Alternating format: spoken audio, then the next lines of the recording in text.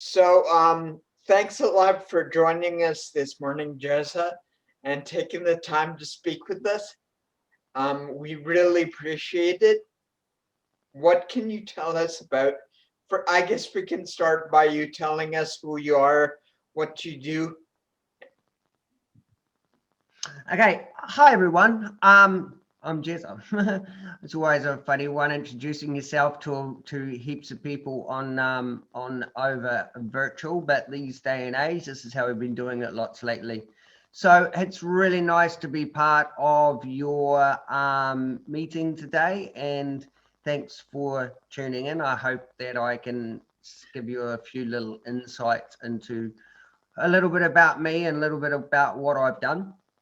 So yeah, my name's Jezza. I'm from New Zealand, and I run a company that we're very soon going to be making into a foundation called Making Trax. And with Making Trax, what we call is the inclusive experts, if you like, of adventure-based tourism.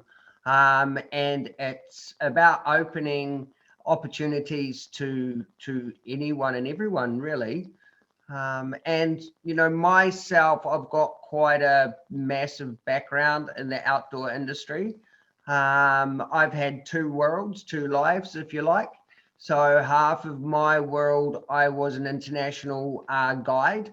So I worked as a river guide mainly, but also ski patrol, did a lot of mountain work and canyoning, and worked all over the world when I was in my younger heyday.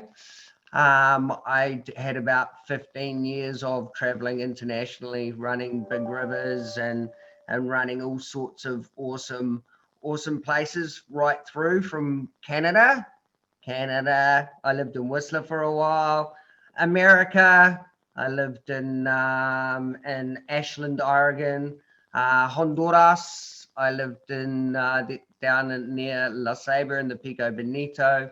Australia, and Africa, Morocco, also Zambia, and Switzerland, all over really. And then luckily for me, I ended up having a bit of a life-changing incident about 10 years ago now, where I was canyoning and ended up breaking myself on a 1 second moment, which I'm sure you're going to ask me about. Everybody asks me about it, eh? So it's like the exciting time, you know, Jez's changing moment. So I was canyoning in Switzerland, and I do this every single day. I've jumped off everything from knee high to a grasshopper, is what we say in New Zealand. And then one day, it just didn't go to plan. 1 second of my life changed my destiny, really, and I ended up breaking my C5 vertebrae, which is right up here in my neck. So it was in Switzerland, and I was lucky enough to have a very awesome rescue. And luckily for me, I went into a really good rehab, and then I became what they call, if you wanted to know a diagnosis, as you all understand these day and age, I'm a C5 tetraplegic. So that means I am pretty much dependent on the assistance of somebody else. I don't have triceps or hand function. I can lift my wrist, but I can't lift it that way. So everything from about my upper shoulder blades down runs on cruise control. And yeah, so it's a different life from when I started out on my journey, but it's a different life, really. And it's not a bad thing. I don't look at it as a bad thing. I just look at it as something different because, as you all know, we live in the moment, and when we live in the moment, everything changes. Right. Hi, Amber. You've mentioned that the most positive thing you've been through is what you've been through. Do you want to maybe explain what you mean by that? Yeah, well, it's really funny, and people don't really know these things until you live a life, quite like what we've been through, I think, or definitely what I've been through, is I live in the moment. So I always live in the now, So it's who I am now and what I am now, and where I'm going to go next is where I am now. So I've never really looked at what if, because there's no point. I don't know what I'd be doing now 10 years later, especially in COVID times as a river guide. I'll probably be unemployed living in a caravan.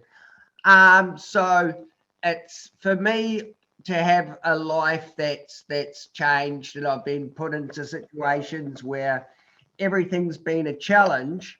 It's made me more of a person than I could ever imagine.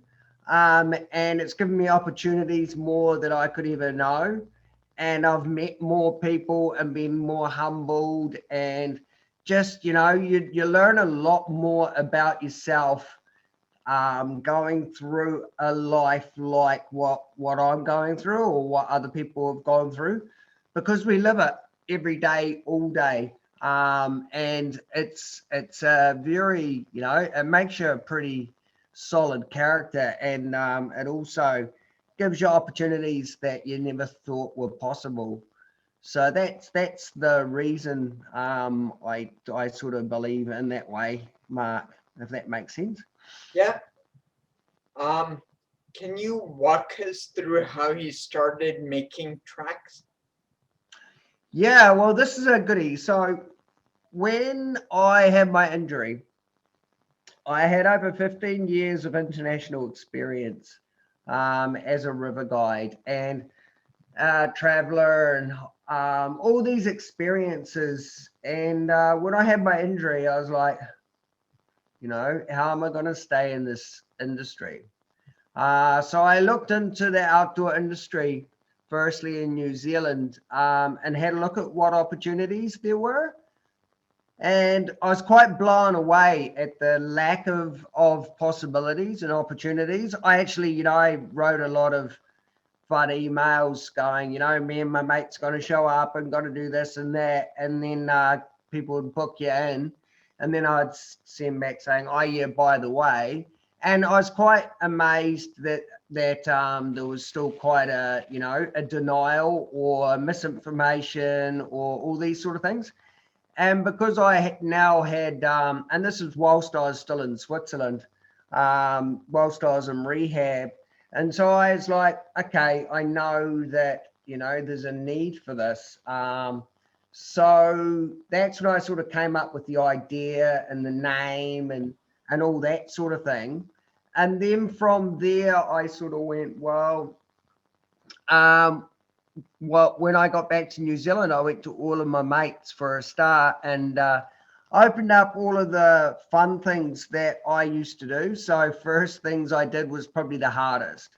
So now with my body being a C5 tetraplegic, if my body can do it, then I believe any body can do it. And then so I just went and put things together with my mind. Being a canyoneer and being a multi-day river guide, and actually, being a farmer boy at the start, we've got a real practical mindset. So I sort of looked at what was possible, and if it wasn't possible, I came up with kind of unique ideas to make it possible, but very simple ideas, like what we call KISS in the outdoor industry. It's like keep it simple, stupid. The minimalistic is what it's all about. And so I started making tracks, just running things like skydiving.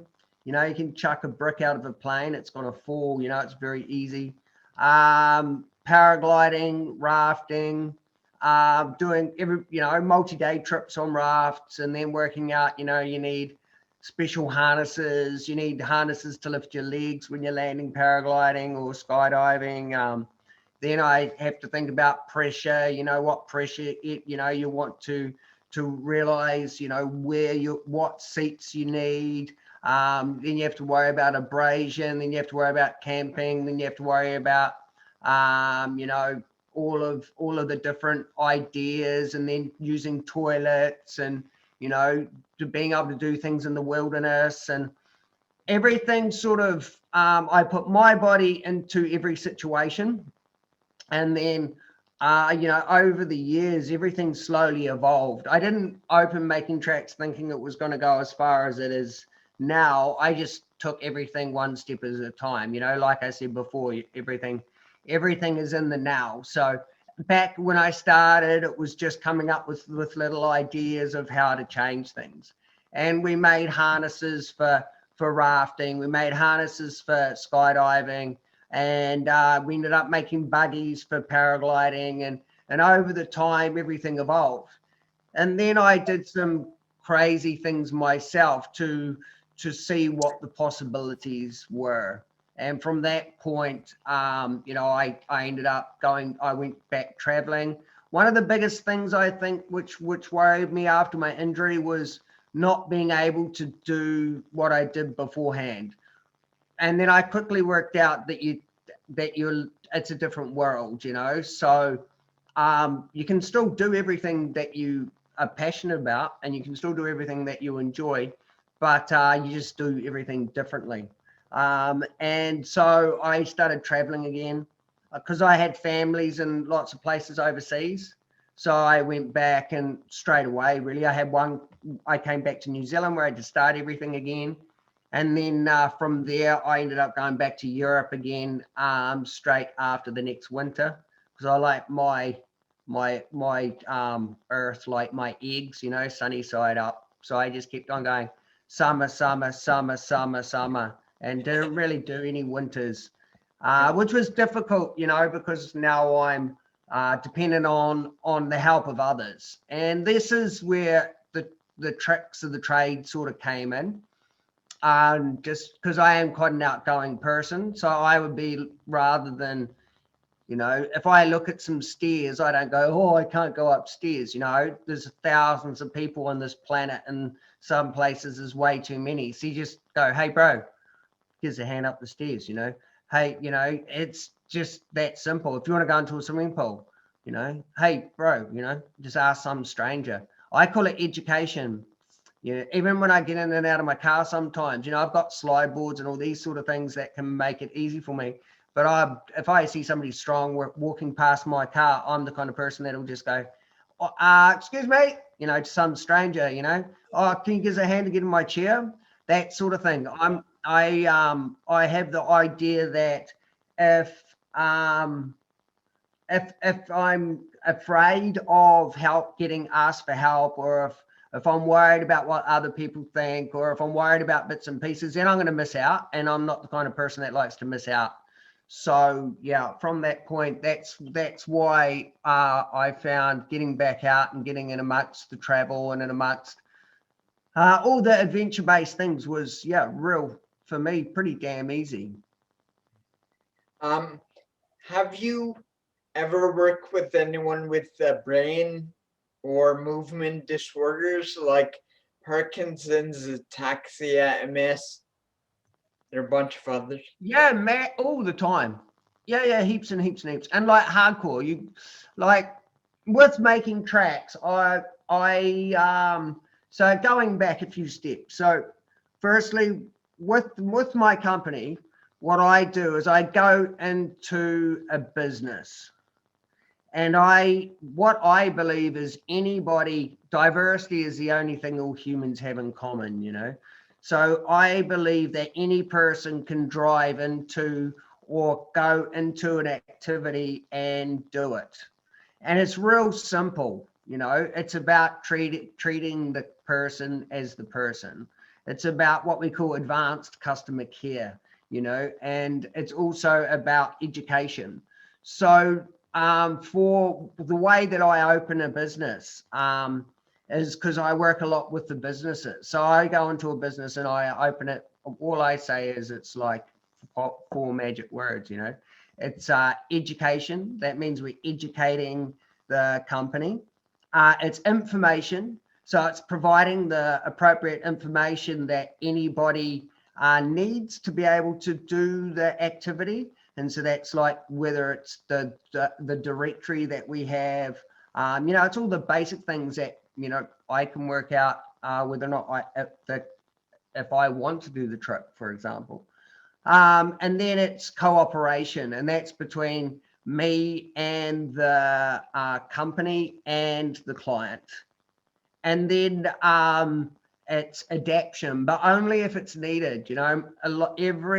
Within the disability sector, every person is different. Within the world sector, everybody's different, especially these day and age. There's a lot of people that grow up in a city. They might be overweight. They might not speak English. They might not even have been on an adventure before.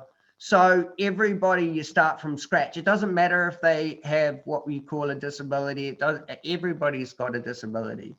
Nobody's perfect. It's impossible to have a perfect human being, So what I've been doing is I've been working with anybody that has not been able to get into that position. So like for some of the clients that come through. So firstly, I work with the company and I open the companies. So anybody can go and do their trip. They don't even have to contact Jezza. They can just go and do it. They can drive around New Zealand, jump out, go into all of the companies that we work with. Because all my companies that I work with, they'll turn around to me if they've got an issue and they'll ask me. And then I'll be like, sweet, just do this, this, this, and this. If I don't know, then I will talk to the client and I'll ask all the appropriate questions, right down to, and I'll come into that in a minute. And then that's that side. But the other side is, I organize tours and I have done lots of trips for people with high needs, if you like. And I've had a number of people. I've like some of the younger guys that I've had have had, like, I took a young boy that had locked-in syndrome. He had 2 strokes. He couldn't move anything. He could only communicate with his eyes. I've taken, and when I say taken, I mean I've organized trips for, and plus that I did a trip for a young girl that had cerebral palsy, tetraplegia. She couldn't walk, she couldn't talk. Her hands were locked in like so. And she came over from the States and we took her rafting, we threw her out of airplanes, we took her paragliding, we did all these things, canyon swings, all sorts of things. I've done trips. We've been around for like 10 years. So we've done endless things for any person, for so many different people. So nothing's really a problem. And now we get better at it. Our equipment's better. All the adaptations are way simpler. And at the companies we work with have been working with us for ages now, so they're really well trained up. And I always push. I always go in and open another company. And if a company doesn't want to be part of the Making Trax movement, then I don't care. I don't want them. I only want companies that, that will work with us. And it's real simple. I've even got companies overseas that I work with, guys in Nepal, for example, that'll run full trips in Nepal. I've got people in Canada that you guys can go rafting with. I've got a big array of people that I just network with and communicate with and try and assist as much as possible. But New Zealand is the place where I live and I have the passion for, and that's where we open up the mostly.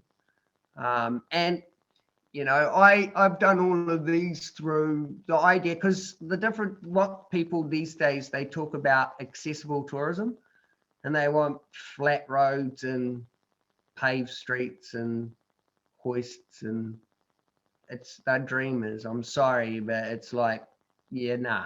If you want to go to Singapore, go hang out in a museum. It's not what adventure's about. Anybody going on an adventure. It's to undertake a task without knowing the outcome. It's stepping out of your comfort zone.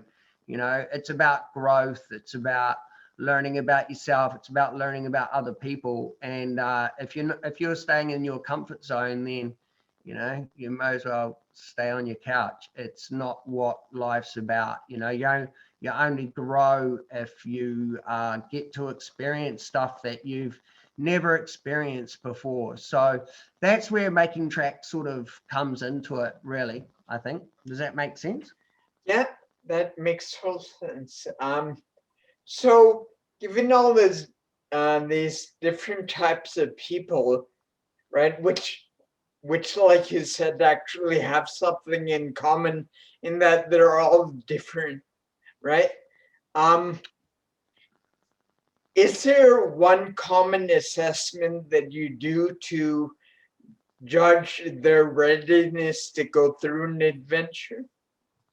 Yeah, so when somebody wants, say if somebody wants to come to New Zealand and they want to do a trip and they want to do a tour, and this is the same if they want to go to Nepal and do a trip and do a tour. So first thing, what I do to make sure that everybody's you know, on the same page, I need to know as much about the individual as possible. So I would send out an information pack, and that information pack would answer everything from do you want to drive your own vehicle? You know, do you need a guide? Do you share, you know, who you're traveling with? What abilities does everybody have? What's everybody's weight limits for things like transfers? Can people transfer? How long do you need to use a bathroom for? How many days? Because some people, you know, it takes a lot longer to use a bathroom, you know.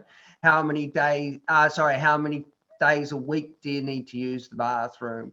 Do you have problems with pressure areas? Do you have other things affecting you? Do you share your bed with your carer? Do you share, you know, are you traveling with your family? Are you traveling with, you know, the more information I get from the client, and it's all on that form. And then what happens is I have WhatsApp. So this is with my businesses as well. You know, I have my phone on me and I have my WhatsApp. And if anybody that's coming on a trip or doing any trip or just driving around New Zealand, if they have any issues, then they can just contact me, company or client, and they can go, you know, even beforehand, what shall I wear on the plane? You know, how do I use the bathroom on a plane?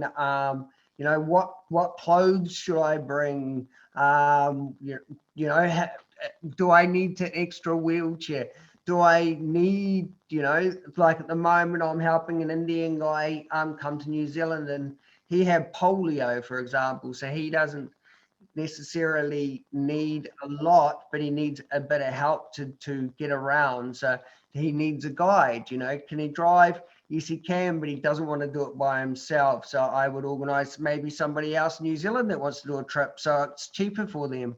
So it's about networking. It's about the only thing in life, the only consistency is change. So we, you know, we flow like a river. We change the tour to suit the client, and that could be changing it an hour beforehand because of weather.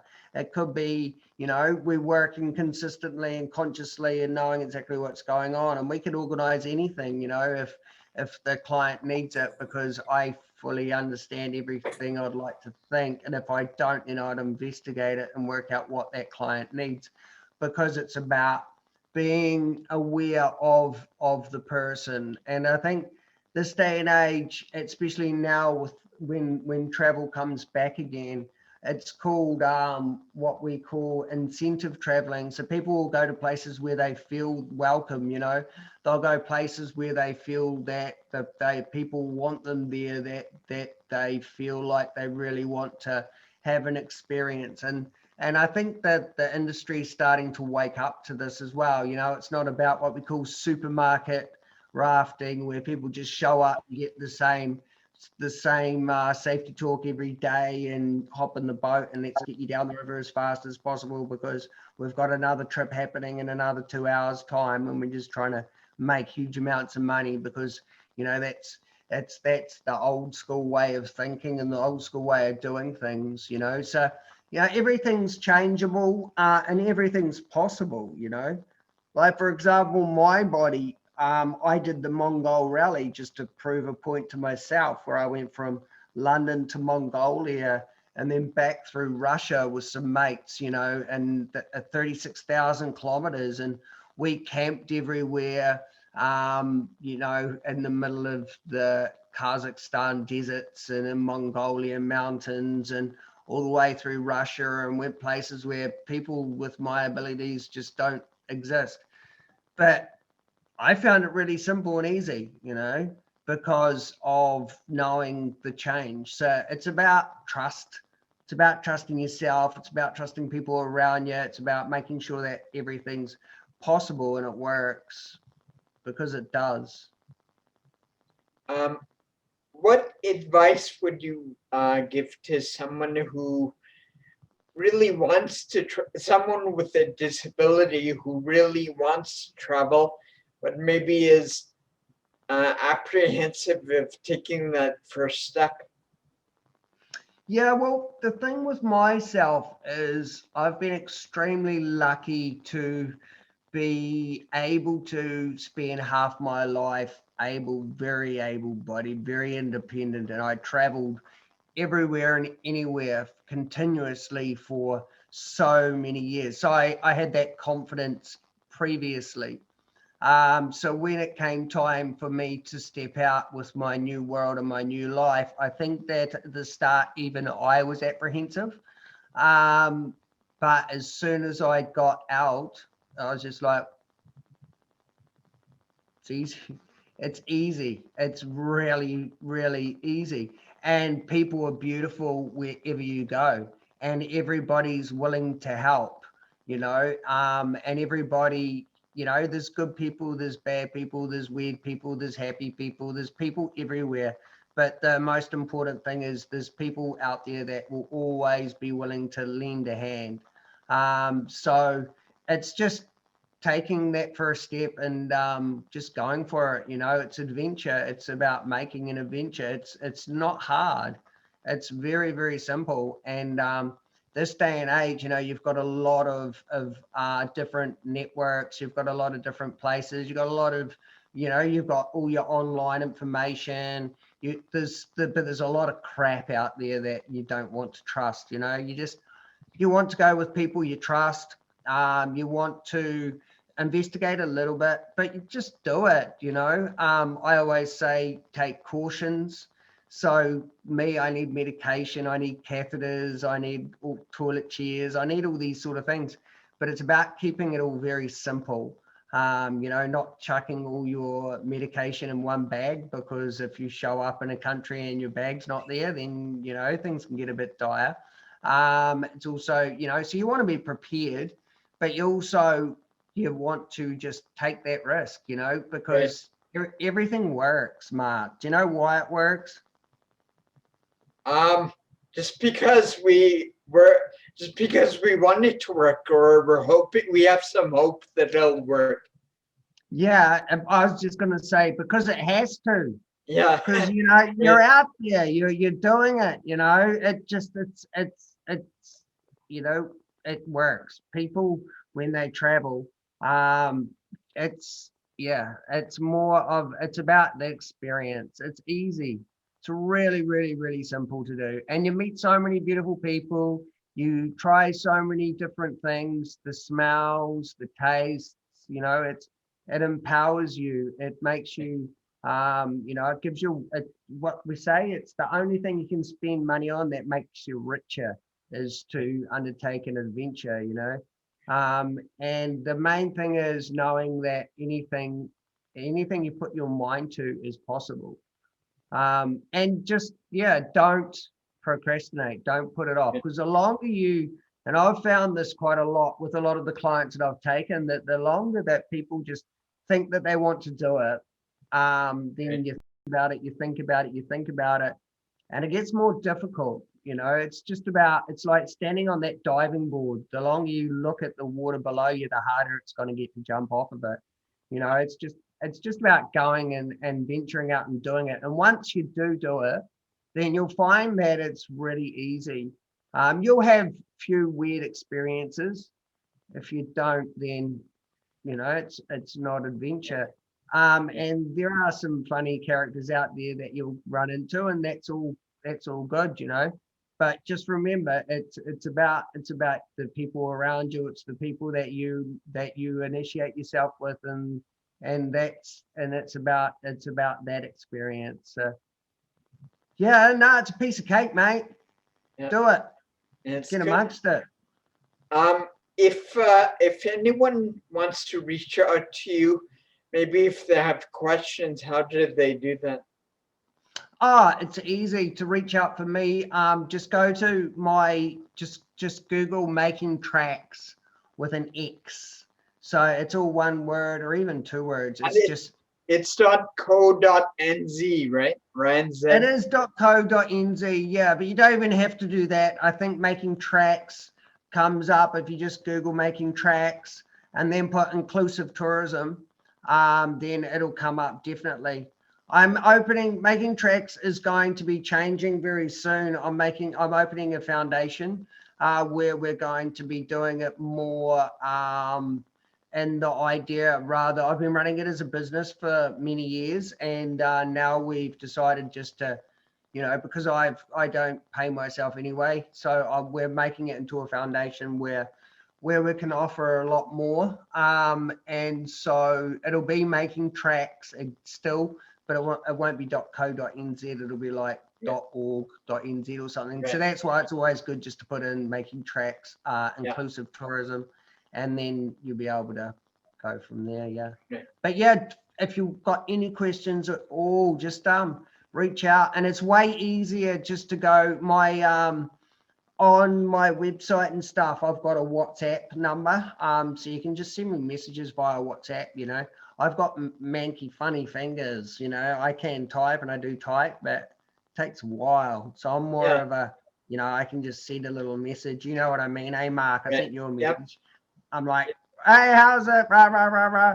And it's very simple, very easy. And like there's so many different things out there. And I've got some good contacts around the world too, if people are interested to go to different places, Sure. Well, thanks a lot for taking the time. This was really amazing. And I'm sure we're going to have a few questions. So I'm going to ask everyone to unmute and maybe just introduce yourself and say where you are, and go ahead and ask your question. Hey, Jezza. Hi, Sarah. How you doing? Good, thanks. How's Australia? I'm actually in Cairns. Oh. So I went to the doctor about a month ago, and she won't give me approval for scuba dive. So it's out of the question. Well, you are going scuba diving? Well, I would have loved to go scuba diving, but I saw a GP and she said, no, you can't do it. Because they're on a heart condition. Don't know. Don't listen to her, Sarah. Just do it. Just don't go deep. Just don't go deep. Yeah, well, the instructor. Talk to this. Go down and do it. Go down and talk to your local. There's heaps of dive people in Cairns. Just talk to them. I met a guy at the aquarium, and he was gonna dive with me one-on-one at the aquarium. It would have been so safe. Yeah, don't listen to your doctor. They all they do is they deal with people all day and every day. They don't understand who you are. So can you breathe, Sarah? I can breathe. Yeah, well then you can go scuba diving. I can equalize. You can float, and if you go a little bit deeper, then you go a little bit deeper, but do it, honestly. there's people that do, yeah. Don't listen. Sarah? That's another thing. Doctors, honestly, they're just trying to cover their own ass. So I wouldn't worry. Don't even ask them. It's a need to know. It's a Sarah, need to know. You understand? is You Google it, Sarah, Google it. I guarantee in the whole history of scuba diving, nobody has ever drowned from having ataxia. So if you do, then you'll be really, really famous.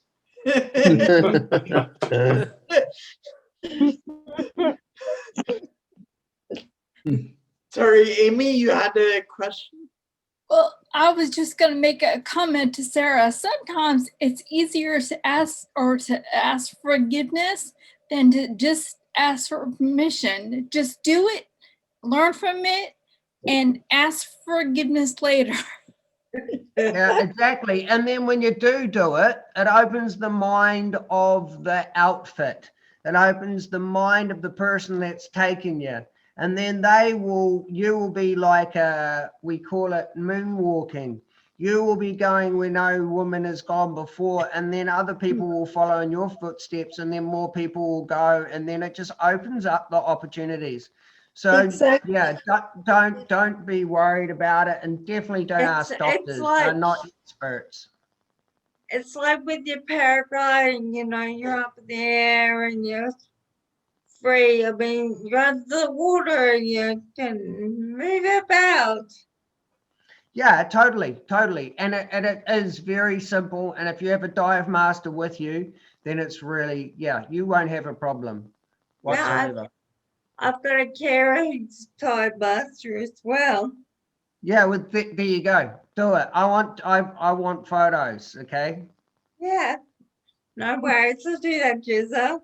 Awesome. Good for you, Sarah. And you- I look forward to the photos. You better send them to me. And don't procrastinate. All it takes is a phone call. Organize it so you can go next weekend. Yeah. So, Jezza, what physical limitations do you have? Me? Yeah. Okay, let me think. Where shall I start? So personally, I'm C5 tetraplegic. So it means I broke my vertebrae. You've got 1, 2, 3, 4, 5. So I'm 5. Yeah. So I'm right up here. So pretty much I've got no function below this height here. So I can't move my hands. I can move my wrist up, but I don't have triceps, so I can't lift my arm. I've got biceps, so I can flex. I always stay in a manual wheelchair because it helps me with exercise, but it's very difficult, so I struggle quite a bit. But I'd rather be in a manual wheelchair than an electric wheelchair because every time I move, it keeps me nice and strong. So yeah, I need to have help to go to the toilet. I need help to have a pee. I need help to get up in the morning, to have showers, to get changed. If I lie on my bed, I can't move. I can't roll over onto my back or my front. So quite a lot really in the big picture. But it's attitude, I think, over the whole bit, Jesse. It doesn't, I just go out and do things. Things like my paragliding and stuff, I'm just pulling down on the strings rather than, just it's all pretty easy. So yeah, quite a bit. I'm not sure how you land. I'm freaking a bit about your landing. With what? Sorry, Sarah? With I've the seen you landing. take off in the buggy, but I've never seen you land. I never put it on because I always crash and I don't want people to freak out. No, I was joking. It's pretty easy. It's pretty easy to land because I've got like wheels and suspension and stuff like that. So you just land like an airplane. And does anyone else have any questions? Just raise your hand. We'll get to you. Anybody? Have you any Oh, and contacts in Canada? Jezza, I love my electric toothbrush. I perfect. I got one too, actually. I love it as well. Yeah. Amy, did you have a question? Yeah, I was going to say, so Jessa, please forgive me. Sometimes it helps if I rephrase things. So basically, your organization works with companies who are looking to have an adventure trip, and you consult with them to maybe think about inclusivity, and you also consult with people who are wanting to do trips, and they can contact you. And Well, you can pass on the information, the contact information. So what I do firstly is a bunch of companies subscribe to the Making Trax movement. So that is, if you go to makingtrax.co.nz, you go to the inclusive directory, you'll see all the companies that I work with. All those companies I train up to be able to provide a service for my body. And that means they can provide a service for everybody. So that's one part. If things like, say, rafting, skydiving, a lot of them, they need harnesses. So I manufacture harnesses and make the design and make the harnesses and give them to the companies. Then I work with clients who want to come to New Zealand or are in New Zealand, and I run trips. So I have guides and I organize trips for them, or I just organize a trip, help them do what they do. So that's another part. I then do speaking in universities, educational facilities, training, the industry, if you like, about inclusivity and inclusive tourism. And then I work with Department of Conservation and other little things like that for consulting to organise, making sure that we can open up tracks and trails and bits and pieces like that. And yeah, I just heaps really. It's sort of all over the place. So yeah, we're pretty much inclusive tourism. So we just open up the industry so everybody, and then we give the Trax seal of approval, which is like a little seal that goes on the websites of our companies that we work with, so people can see that as a visual saying it's safe, etc. And then I work with companies overseas as well, some of them to open theirs up as well, like Nepal, which we work as sort of as a sister company. And yeah, and then we do a little bit with the Tourism NZ and market it as much as we can. We just did a big video that we're going to put out there. We don't want to put it out too soon because we'd rather get people get motivated, not pissed off. So it's all about the right time to put it out, if you understand what I mean. If people watch it now, they're like bloody Kiwis going out and enjoying themselves. Whereas we want to say, hey guys, come to New Zealand when you can, you know. So we do a lot of the marketing side of things, and try and, you know, just educate people to show how simple and easy and what inclusivity is about. Rather than looking at accessible tourism, we're looking at inclusive tourism, which is more information and education than making the information about, you know, you need ramps, you need toilets, you need bathrooms. Whereas in reality, if you've got the right information, you don't need any of that, because the company or the client can adapt for the situation. I guess we'll go to Amber next. She has hand up. Okay. I don't really have a question. Just wanted to say something. Hi, Jessa. Hi, Emma. I love your outlook and your accent's really cool. I just want to say thank you so much, because I think I needed that little push, because I've wanted to go to Ireland for the past 20 years. And my condition has just progressively been getting worse. And every time I was started to go, and I said, I don't care. I had the same outlet look. I said, I don't care. I'm just going to go. It's an adventure. And I started to do it. Then all my family and friends around me are like, no, you can't do that. You're crazy and blah, blah, blah. And did everything to talk me out of it. And so by hearing what you just said, I'm just gonna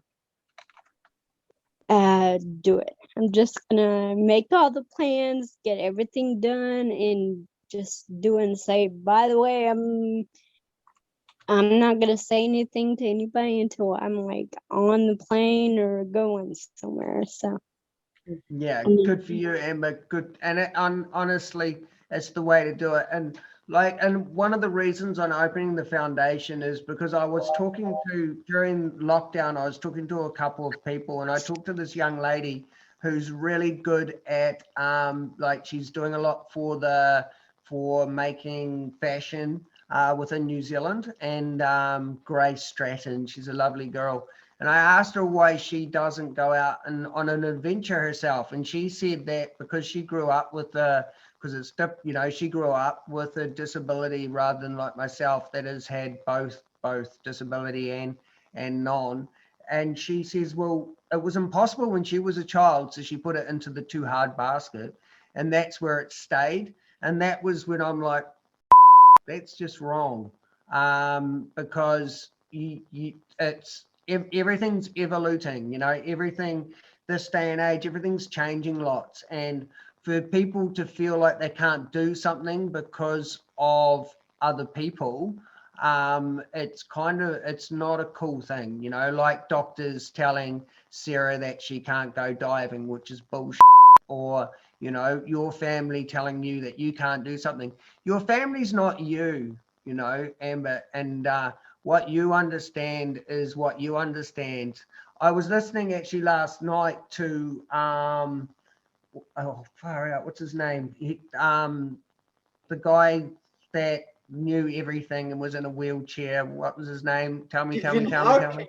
Stephen Hawking. Yeah. So the latest book from Stephen Hawking, they wrote from all of his notes. So I'm reading that at the moment. And one of the things he said was that because he knew that he had a disability and his life was not going to be as fulfilled as if not, he said that it was important for him to do as much as he possibly could to really make it his life a lot stronger than he would have in case it was shorter, etc., etc.